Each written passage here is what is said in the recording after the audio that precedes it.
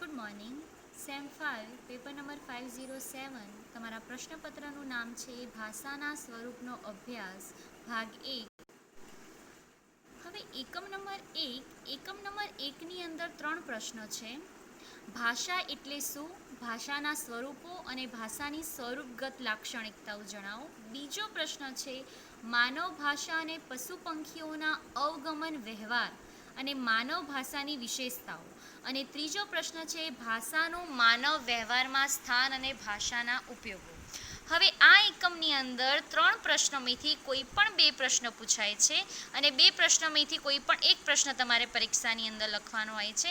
હવે એમાંનો જે પહેલો અને ત્રીજો પ્રશ્ન છે એટલે કે ભાષા એટલે શું અને તેની લાક્ષણિકતાઓ જણાવો અને ભાષાના ઉપયોગો, આ બંને પ્રશ્ન જનરલ પ્રશ્નની અંદર પૂછાય છે. અને માનવ ભાષા અને પશુ પંખીઓના અવગમનનો વ્યવહાર એ તમારે ટૂંકનોટ સ્વરૂપે પૂછાય છે. અને માનવ ભાષાની વિશેષતા એ પ્રશ્ન પણ ટૂંકનોટ સ્વરૂપે પૂછાય છે. એટલે કે એક જનરલ ક્વેશ્ચન ને એની અથવાની અંદર 2 ટૂંકનોટ હોય છે. હવે પહેલાં તો એ પ્રશ્ન કે ભાષા એટલે શું, ભાષાની લાક્ષણિકતાઓ. ભાષા વિશે વાત કરીએ એટલે કે તમે ભાષા કોણે કહો, તમે જે બોલો છો હું એ સાંભળું છું, હું અત્યારે જે બોલી રહ્યું છું અને તમે જે સાંભળી રહ્યા છો તે ભાષા છે. હવે માનવી પાસે એવું શું છે કે જે પશુ પંખીઓ પાસે નથી અને માણસ કરતાં એ અલગ, એક માણસ કરતાં તેની એક અલગ વિશેષતા છે, તો એની ભાષાના કારણે. કેમ કે માણસ એ ભાષા બોલી શકે છે જ્યારે પશુ પંખી એ ભાષા બોલી શકતા નથી.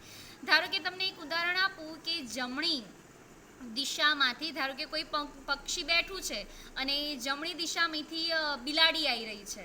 હવે બિલાડી એ પક્ષીને ખાવાની છે એટલે પક્ષી બોલી તો નહીં શકે, પણ સાંકેતિક ભાષાની અંદર એટલે કે સંકેતોની ભાષાની અંદર એ બહુ ચીચી કરશે, બહુ અવાજ કરશે. એટલે આજુબાજુ બેઠેલા પક્ષીઓને એવું લાગશે કે આ બાજુથી કોઈ ભક્ષક પ્રાણી એ લોકોને ખાવા આવી રહ્યું છે. એટલે એ લોકોની સાંકેતિક ભાષા છે. જ્યારે માણસ પાસે ભાષા છે, જો તમે એમ જોઈએ તો માણસ પાસે બી 2 આંખ, પશુ પંખી પાસે પણ 2 આંખ, પગ, હરી ફરી શકે છે, ખાઈ શકે છે, બધી જ છે. ખાલી એક જ લક્ષણને આધારે એ લોકો અલગ પડે છે, તો તે ભાષાના કારણે. એટલે કે ભાષા એટલે શું, ભાષાનું સ્વરૂપ અને ભાષાની લાક્ષણિકતાઓ કે ભાષાના લક્ષણો કયા તેના વિશેની વાત આ પ્રશ્નની અંદર છે. અને માનવ ભાષા અને બીજો પ્રશ્ન છે કે માનવ ભાષા અને પશુ પંખીઓના અવગમનની અંદર. એટલે કે માનવ પોતાના અવગમનની રીતે કે ધારો કે તમને ખબર છે અમુક વાર છે ને ભાષાની અંદર સાંકેતિક એટલે કે સંકેતો યોજાય છે. ધારો કે તમે રોડ ક્રોસ કરતા હોઈએ તો રોડ ક્રોસ કરતા વખતે સાઈડની અંદર કોઈ નિશાળ અથવા તો કોઈ શાળા છે તો તેના માટે છે ને એક ચિત્ર દોરેલું હશે રોડ ઉપર, કે એક નાનો છોકરો હશે જે છે ને દફતર લઈ અને દોડતો હશે. એટલે તમને એ સંકેત દર્શાવે છે કે ત્યાં આજુબાજુ નિશાળ છે, એટલે કે તમે તમારા વાહનને ધીમે હાંકો. આ બધી સાંકેતિક ભાષાઓ છે. એ બધી પશુ પંખી અને માનવ ભાષા એટલે કે મનુષ્યની અંદર અને પશુ પંખીઓની ભાષાની અંદર શું વિશેષતા છે તેના વિશેની વાત. અને ત્રીજો પ્રશ્ન છે કે ભાષાનું માનવ વ્યવહારની અંદર એટલે કે મનુષ્યના વ્યવહારની અંદર, મનુષ્યના વ્યવહારના જે સંબંધો છે જે એની અંદર ભાષાનું શું મહત્ત્વ છે તેના વિશેની વાત.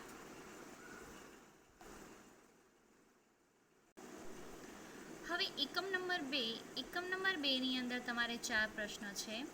એમાં પહેલો પ્રશ્ન છે કે ભાષાની વ્યાખ્યાઓ એટલે કે શેપીર, હોલ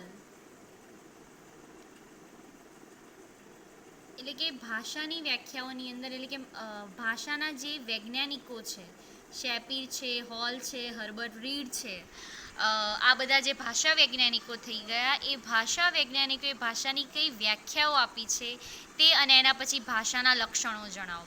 હવે તમારો એકમ નંબર 2નો આ જે પહેલો પ્રશ્ન છે અને તમારો એકમ નંબર 1નો જે પહેલો પ્રશ્ન હતો ને કે ભાષા એટલે શું અને ભાષાના લક્ષણો જણાવો, આ બંને પ્રશ્નો સેમ જ છે. ખાલી ફક્ત પહેલા એકમની અંદર એટલે એકમ નંબર 1ના પહેલા પ્રશ્નની અંદર ભાષા વૈજ્ઞાનિકોની વ્યાખ્યાઓ નથી પૂછાઈ, જ્યારે બીજા એકમની અંદર તમારે ભાષા વૈજ્ઞાનિકોની વ્યાખ્યાઓ લખવાની છે અને પછી ભાષાના લક્ષણો લખવાના છે. હવે બીજો પ્રશ્ન છે ભાષાના મુખ્ય 2 સ્વરૂપો, ઉચ્ચારણ અને લેખનની વિસંગતિઓ. હવે ઉચ્ચારણ અને લેખન. ઉચ્ચારણ એટલે કે હું જે બોલી રહી છું, તમે જે સાંભળી રહ્યા છો અને તમે જે લખો છો એને એટલે ઉચ્ચારણ થયું, એટલે હું જે બોલી તમે જે સાંભળ્યું એ તમે લખ્યું, એટલે ઉચ્ચારણ અને લેખિત. હવે ઉચ્ચારણ અને લેખનની અમુક વિસંગતિઓ છે. એટલે ધારો કે તમે એક ઉદાહરણ આપું તો ધારો કે કૂતરો, બરાબર, એ છે પ્રાણી, પણ ગુજરાતીમાં એને કૂતરો કહેવામાં આવે છે, ઇંગ્લિશની અંદર એને ડોગ કહેવામાં આવે છે. આ બધી લેખનની વિસંગતિઓ છે. ગુજરાતીમાં તમારે છે ને કૂતરું લખવું હોય તો તમે આમ લખશો કૂતરું, બરાબર,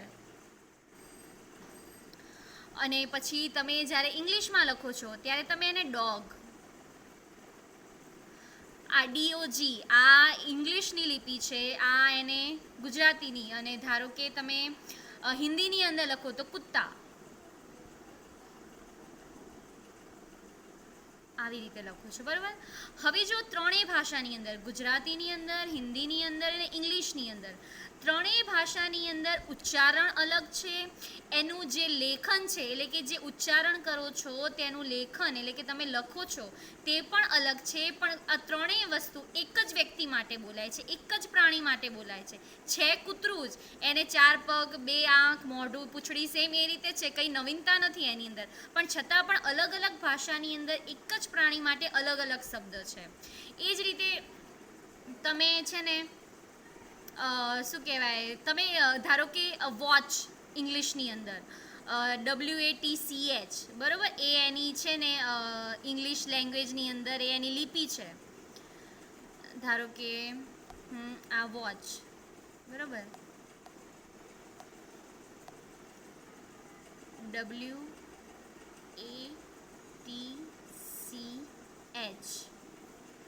વોચ. હવે ઇંગ્લિશની અંદર વોચ એટલે ઘડિયાળ પણ થાય અને જોવું પણ થાય છે ને, અને જ્યારે તમે ગુજરાતી જો એક જ લિપિ એક જ છે પણ એના બે શબ્દોના અલગ અલગ, એટલે આ બધી લેખનની વિસંગતિઓ છે કે આ લેખન એટલે કે એની આ જે કહેવાય ને એની લિપિ તો એક જ છે પણ એની વિસંગતિઓ કેવી છે, અલગ અલગ છે. તેના વિશેની વાત આ પ્રશ્નની અંદર હશે. પછી ત્રીજો પ્રશ્ન છે ભાષાના પ્રાદેશિક, સામાજિક, સાંસ્કૃતિક સ્વરૂપ ભેદો અને શિષ્ટ ભાષા અને માન્ય બોલી. હવે હું તમને એક વાત ખાસ કહી દઉં કે ત્રીજો અને ચોથો પ્રશ્ન છે એ મોટા ભાગે તમારે ટૂંકનોંધ સ્વરૂપે, એટલે કે પરીક્ષાની અંદર તમારે ટૂંકનોંધની અંદર પૂછાય છે. આ જે પ્રશ્ન છે ને કે ભાષાના સ્વરૂપના લક્ષણોને જણાવો, એ તો તમારે એકમ નંબર 1ની અંદર તો છે જ, પણ બીજા પ્રશ્નની અંદર કે ભાષાના બે સ્વરૂપ ઉચ્ચારણ અને લેખન, અને ઉચ્ચારણ અને લેખનની વિસંગતિઓ જણાવો, એ આખો જનરલ પ્રશ્નની અંદર હશે. અને એની અથવાની અંદર બે ટૂંકનોંધ હશે કે ભાષાના પ્રાદેશિક, સામાજિક, સાંસ્કૃતિક સ્વરૂપ ભેદો અને શિષ્ટ માન્ય ભાષા અને બોલી. હવે શિષ્ટ માન્ય ભાષા અને બોલીની અંદર તમને જોઈએ તો શિષ્ટ માન્ય ભાષા, હવે ધારો કે હું તમારા ક્લાસની અંદર તમારું લેક્ચર લઈ રહી છું, એટલે હું જે ભાષા બોલું છું એ સાહિત્યિક ભાષા હશે, તમને સમજે સાહિત્યની અંદર જે ભાષા બોલાતી હોય તેવી ભાષા. પણ હવે જ્યારે હું ઘરે મારી રોજિંદી બોલીની અંદર અમે વાત કરતા હોઈએ ત્યારે બોલી તદ્દન અલગ હશે.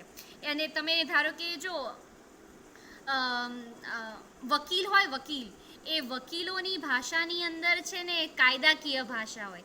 ધારો કે કોઈ દુકાનદાર છે એ પોતાની દુકાન સાંજે બંધ કરે છે, તો એ એમ નથી કહેતો કે મેં દુકાન બંધ કરી, પણ એ એમ કહે છે મેં દુકાન વધાવી, એ એની શિષ્ટ માન્ય ભાષા છે. અને જ્યારે બોલીની અંદર, જ્યારે પોતે લોક વ્યવહારની અંદર પોતાના ઘરે પોતાની ફેમિલીની અંદર જ્યારે પોતે વાત કરે છે ત્યારે પોતાની બોલી અલગ રીતે હશે. એટલે શિષ્ટ માન્ય ભાષા અને બોલી એ બંને વચ્ચેનો શું ભેદ છે તેના વિશેની વાત આ પ્રશ્નની અંદર છે.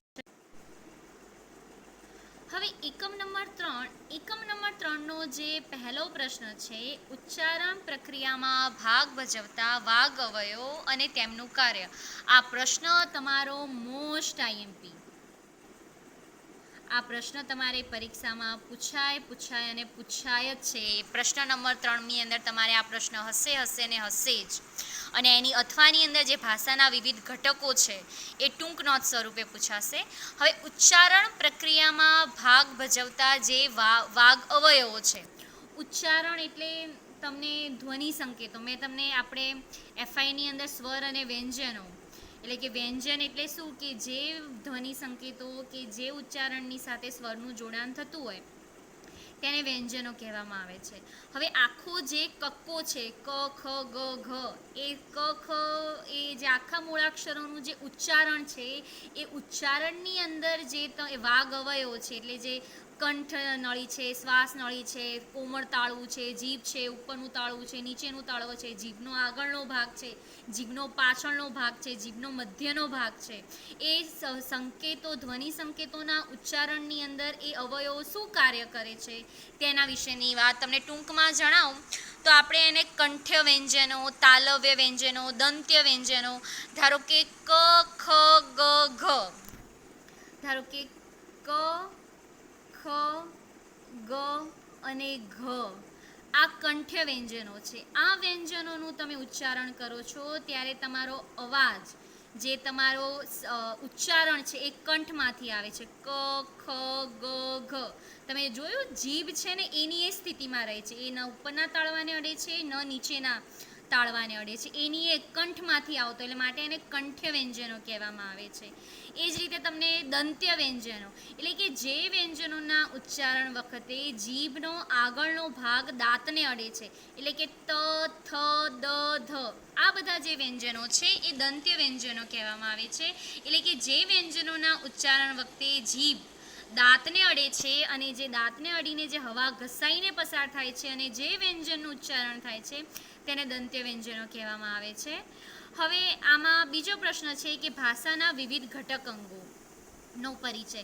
તો ભાષાના જે ઘટક અંગો છે ધ્વનિ, ધ્વનિ ઘટકો છે, રૂપ અને રૂપ ઘટકો, શબ્દ, પદ અને વાક્ય, આ આખો પ્રશ્ન ટૂંક નોંધ સ્વરૂપે પૂછાય છે. પણ આ પહેલો પ્રશ્ન એ મોસ્ટ આઈએમપી છે. આ એકમમાંથી તમે 2 જ પ્રશ્નો પૂછાય છે અને તમે આ બંનેમાંથી કોઈ પણ એક પ્રશ્ન કરો તો ચાલે. અને ઉચ્ચારણ પ્રક્રિયામાં ભાગ ભજવતા જે વાગ અવયવો છે એ પ્રશ્ન તમારો મોસ્ટ આઈએમપી છે. હવે એકમ નંબર 4 વિશે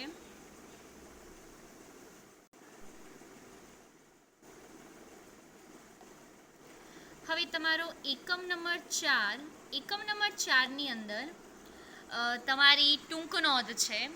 આમ આ એકમમાંથી તમારે 4 ટૂંક નોંધ પૂછાશે અને 4માંથી કોઈ પણ 2 ટૂંક નોંધ તમારે લખવાની છે.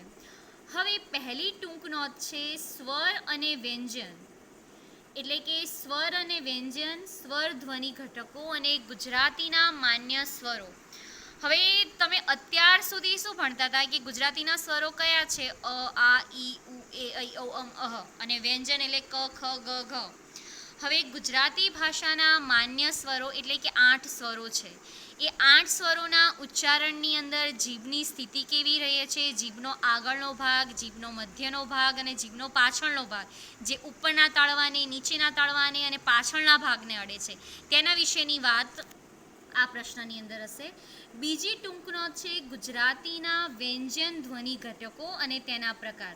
હવે આ પ્રશ્નની અંદર મેઇન શું છે, વિદ્યાર્થીઓ આમાં છે ને ખાસ કન્ફ્યુઝ થઈ જાય છે કે જો આ ટૂંક નોંધ તમને એ રીતે પૂછાય કે ગુજરાતીના વ્યંજન ધ્વનિ ઘટકો અને તેના પ્રકારો જણાવો, એટલે આ એના છે ને પ્રકારો છે: સ્પર્શ વ્યંજન, સંઘર્ષી વ્યંજન, અનુનાસિક ધ્વનિઓ, અર્ધ સ્વરો, પાર્શ્વિકો અને પ્રકંપી ધ્વનિ. ધારો કે ટૂંક નોંધ પૂછાય કે ગુજરાતીના વ્યંજન ધ્વનિ ઘટકો અને તેના પ્રકારો જણાવો, તો તેની અંદર તમારે આ 5 જે મુદ્દાઓ છે એ તમારે સમજાવવાના. પણ જો એ રીતે પૂછાય કે ગુજરાતીના વ્યંજન ધ્વનિ ઘટકોમાં સ્પર્શ વ્યંજનો, તો ફક્ત તમારે સ્પર્શ વ્યંજનો વિશે લખવાનું છે. અથવા સંઘર્ષી વ્યંજનો પૂછાય તો ફક્ત સંઘર્ષી વ્યંજનો. હવે આ જ એકમની અંદર તમારે જે 3 પ્રશ્ન છે ને, તો એમાં કેવું થાય છે, અમુક વાર જે બીજો પ્રશ્ન છે એ આખો જનરલ સ્વરૂપે પૂછાઈ જાય છે કે ગુજરાતીના વ્યંજન ધ્વનિ ઘટકો અને તેના પ્રકારો જણાવો. એ આખો જનરલની અંદર જતો રહેશે અને એની અથવાની અંદર તમારે 2 ટૂંક નોંધ હશે: ગુજરાતીના માન્ય સ્વરો અને ગુજરાતી ભાષાની શબ્દ સમૃદ્ધિ અને શબ્દ ભંડોળ, અને પરભાષા એટલે કે પરભાષામાંથી એટલે કે તદ્ભવ, તત્સમ, જે સંસ્કૃતમાંથી આવેલા શબ્દો છે એને તત્સમ શબ્દ કહેવામાં આવે છે. એ બધી વાત આ મુદ્દાની અંદર હશે. એટલે તમારે આ બીજો પ્રશ્ન એ જનરલમાં જતો રહે, તો પહેલો અને ત્રીજો પ્રશ્ન એ તમારે ટૂંક નોંધની અંદર જતો રહે.